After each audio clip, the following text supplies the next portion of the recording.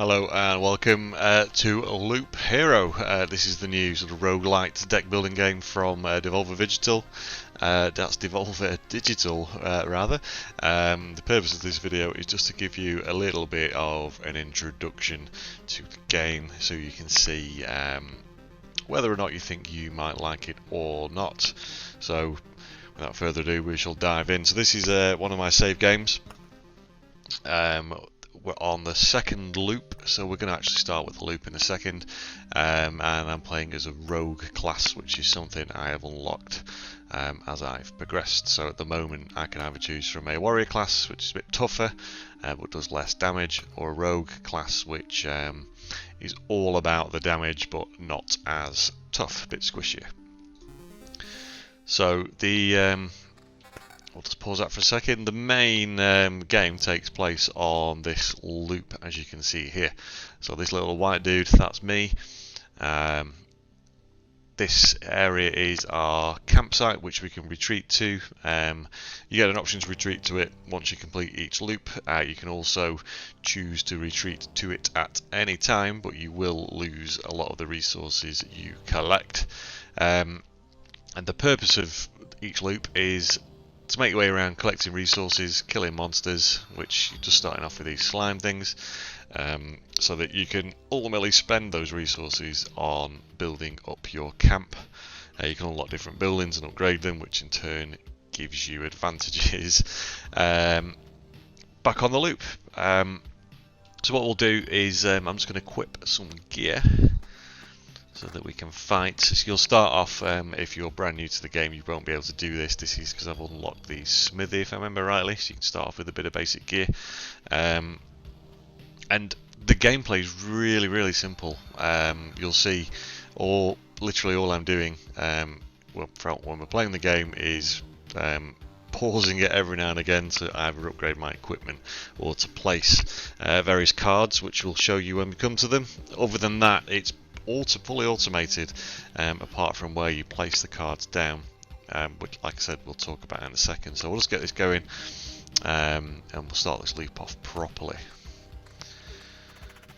So combat is fully automated, as I am literally doing nothing here, and I've set it to pause after each round of combat, so that I can show you these cards. So the deck that I'm using has already been chosen, and we'll show you a little bit more about that later on. But each time you kill a monster, you get a chance of either getting some loot and or a card. And each card has different properties. Some of them are purely beneficial, like this one for example. When we place it, we get 2 HP at the start of each day. And you have like a day-night progress bar here. It takes a very short time. I've never timed it, but it's maybe 30 seconds if that, day-night cycle. So you get the HP buff quite regularly. So when you click on a card, you get all these green spaces appear. You can just plonk it down. So this I'm going to keep out of the way, because it doesn't matter where it goes, and I'll still get the plus 2 HP. However, if it was a card, I'll show you up rather than just abstractly explaining it. We'll show you as we go. So we'll continue on around the loop and see what other cards we get. Okay, so we've got some different cards here. So one of them is purely beneficial once again. So we've got this lantern, which decreases the maximum number of monsters on adjacent tiles. So I'm actually going to save that for a little bit. And then we've got the grove, which you can plonk down. So it has a chance of spawning a monster, but also each time you pass through it, you're going to collect a resource. So it's a sort of a bit of a risk reward there. So as we carry on, you'll see we just collected something there.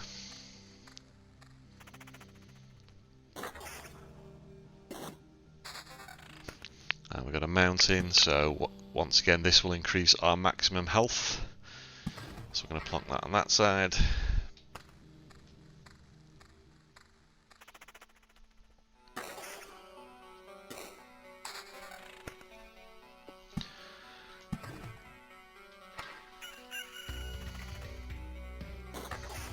So at the moment we're only really fighting slimes, but that will change very much so shortly.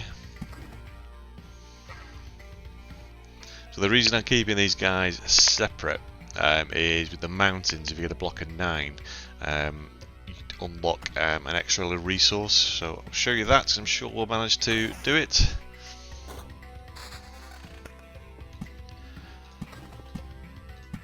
So we can't use wheat yet, that's only used with a different card, which I'm sure will appear.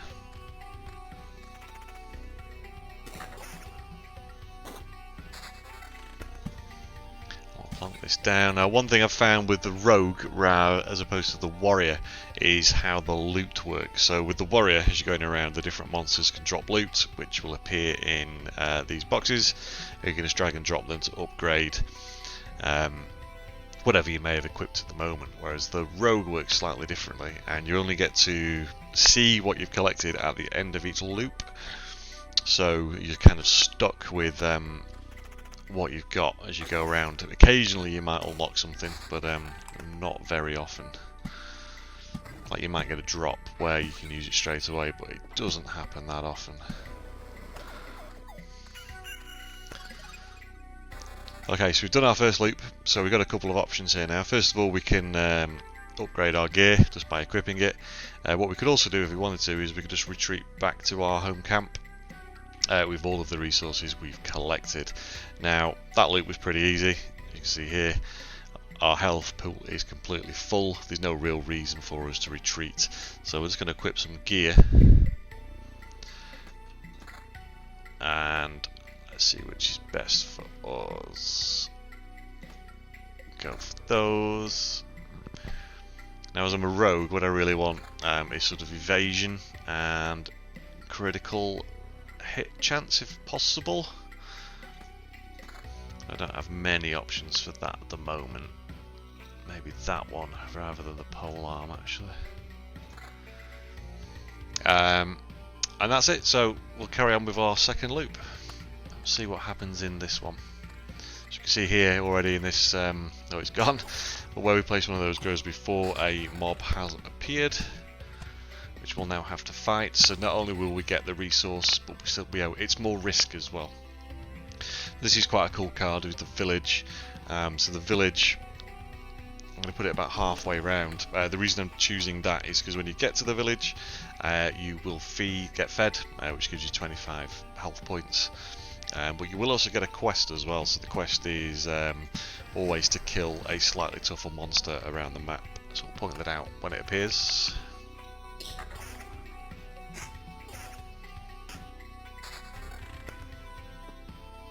So once again we've got a different card here, so this guy will double the effect of a day's passing on adjacent tiles. So if we were to put it here for example, or here rather, so that this grove will spawn a rat wolf every 2 days, this will double its effect, so you'll get 2.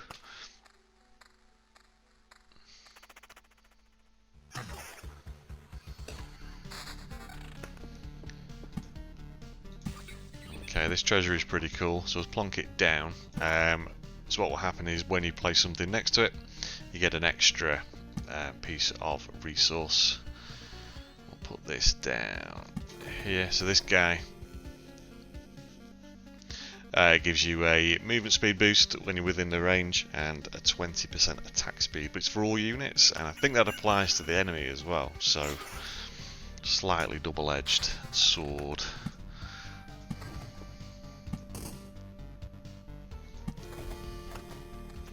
So you can see we're only partway through our second loop, and the map's already starting to change quite considerably.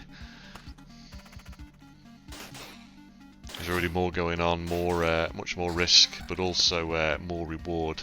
And what you may have noticed, haven't pointed it out, so if you haven't, I wouldn't worry about it too much, is we get this experience pool here. So the more stuff you kill, the more experience you get, and when it's full you get to unlock some perks as well, which you don't keep after your loop, but do make it much easier. Yeah, they offer some fantastic benefits when you are completing your loops, so hopefully we'll get a chance to show you them as well. So these wheat fields, I don't know if I mentioned them before, are a great example of how cards can work together. So you can place them next to the village, and that will give you an extra 10 HP per wheat field when you get healed by the village, but as with everything, there is a risk, and you get a scarecrow spawned every 4 days as well. So more healing, but more stuff to fight. Okay, so we've been given a quest now from the village, and that's this guy with the little crown above him. So the quest monsters are a bit harder to kill. Not massively so, certainly earlier on, we're only on the second loop.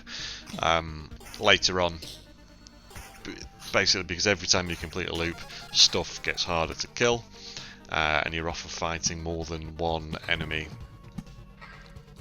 per round of combat. It can get a bit more challenging. So we're on Easy Street at the moment. Easy Street.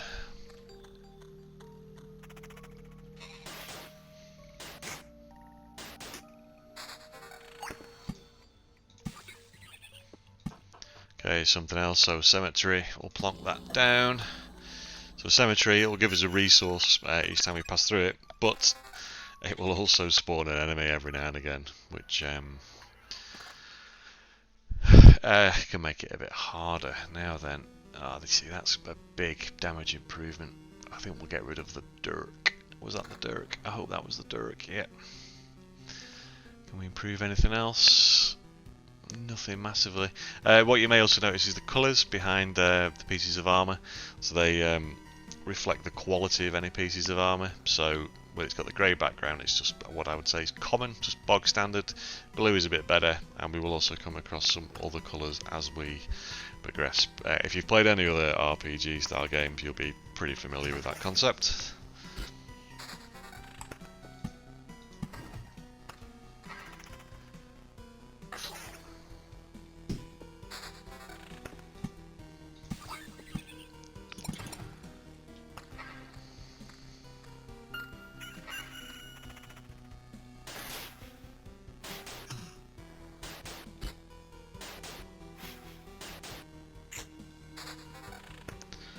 We've got another village. I'm going to plonk this one a bit near the end so that should I be struggling for health near the end, I get a little health boost before we get back to our camp. A few changes you may have spotted just on the map here is we've had this Bandit Camp have appeared. So there's a chance for enemies to spawn from that now. And we've got this guy over here who is a harpy. Harpies appear when you get that block of 9 stones or mountains over here. So once again, really highlights the risk-reward factor for your cards. With the cards, each time you place one, I don't know if you noticed this appearing, this bar filling up. This will fill up every time you place a card, and once it's full, the boss will appear. Now, as with all the other stuff, the combat's automated, and it just purely becomes a question of are you stronger than them. So just be wary that when the boss does appear on the loop, are you gonna be able to take them out? Basically, where on the loop are they? Is your gear good enough? Are you going to get there with enough health? There's a few factors to think about there. Now, if you do lose to a boss, it's not the end of the world. You do get to go back to your camp, but you will lose a lot of, I think it's 30% of your resources you've collected. So it's not the end of the world, but obviously there are benefits to killing the boss, because it means you'll be able to move on to the next level and progress with the story.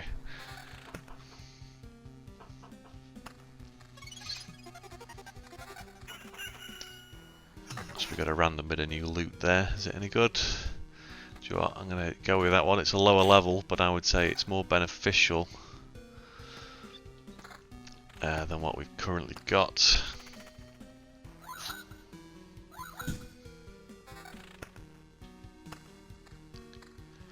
Did we unlock a quest then through the village? I don't think we did.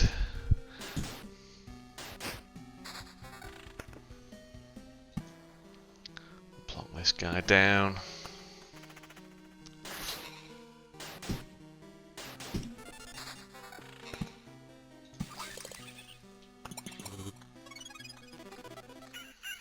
Okay, we got a quest there. Okay, so once again we'll upgrade our gear.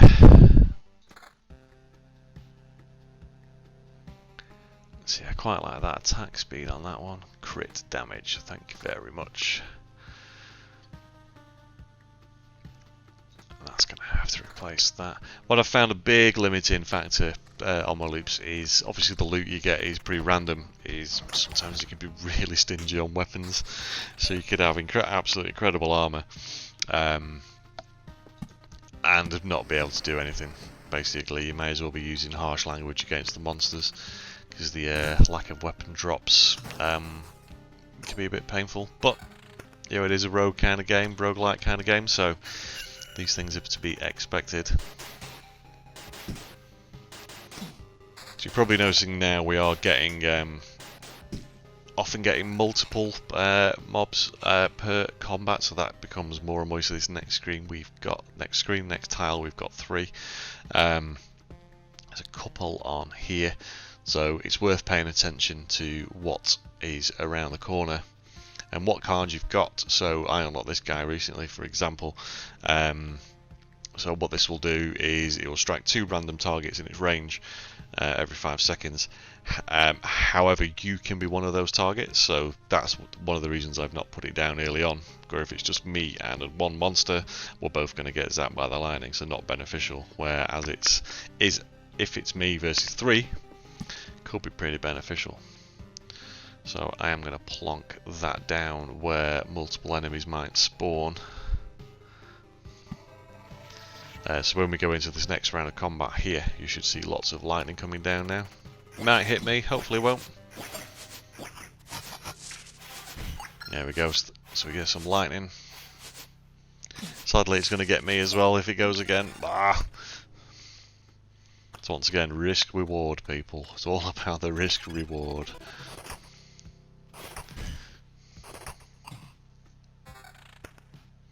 Then one really good card we have got if we get into trouble is this Oblivion card that will just nuke anything that's within a tile. So if you're finding that you're struggling and you're near the end, that can be a good one to keep hold of. Certainly don't waste it, because it will just wipe out any monsters that are in the tile.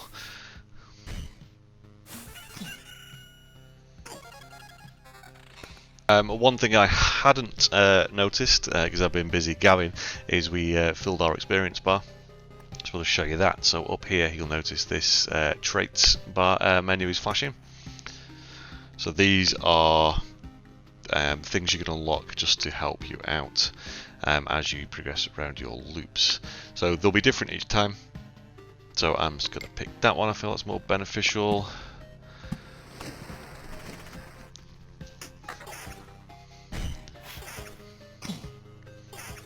Then what we'll do after this loop is go through the just the stuff you can do at the camp. That should give you a reasonable idea of what to expect from Loop Hero.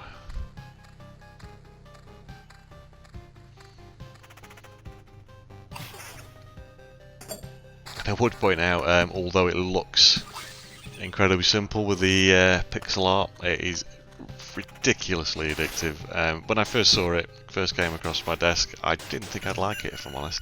But it has got a sort of a perfect balance of just having one more go, just doing one more loop, especially the rogue class. I found all of a sudden, you know, it gives you some new loot. I mean, look at that. It's absolute sexy loot. Thankfully, it's not giving me any new weapons, which is a good way of making me stop. But yeah, it's absolutely it's fantastic at making you have just one more go. So nonetheless, we're not going to do any more loops, but we will show you what goes on at the camp. So we've got this little button here, so we can return to camp. You know, you could use that at any time. When the guy is seeming to run at it, that means it's a really safe time to go back to camp. So these are all the resources we've collected during those, what did we do, 5 loops, 4 or 5 loops. We're not going to lose anything, so we're going to retreat. So back here, occasionally you'll get bits of dialogue with different characters, where you can also build your settlement. So I've obviously built quite a few bits already. So I built a campfire where you get a bit of healing when you go on your loop. This buffs, the kitchen buffs the campfire. Herbalist gives you healing potions, Smithy gives you basic weapons at the start. This gives, what does it give? Oh, giving that Storm Table card, and we'll also unlock another card if I built something else, and so on. But they all give their own little buffs, and there's quite a few bits here to unlock, but it can be a bit grindy getting all the stuff, because what you'll find is on the loop, every time you unlock one little resource, that is just one part of what you need, and 12 of those little parts equate to just one full piece of resource. So for example here, I'm still missing 3 of whatever that is. What is it? Metal, is it? Metal. That means I need to get 36 individual pieces, so it can take quite a few loops. So it can be a bit grindy. If that's not your thing, you might want to think about it. Yeah, about whether it's the game for you or not. But it's, I think the loop, the grinding aspect of it is fun enough that, you know, it's not too involved or too heavy that it's going to put you off too much. So this, we've gone into the expedition tab here, and this is where you can choose the chapter you're going to play at. So as you progress through chapters, it gets a bit harder. You can choose your class.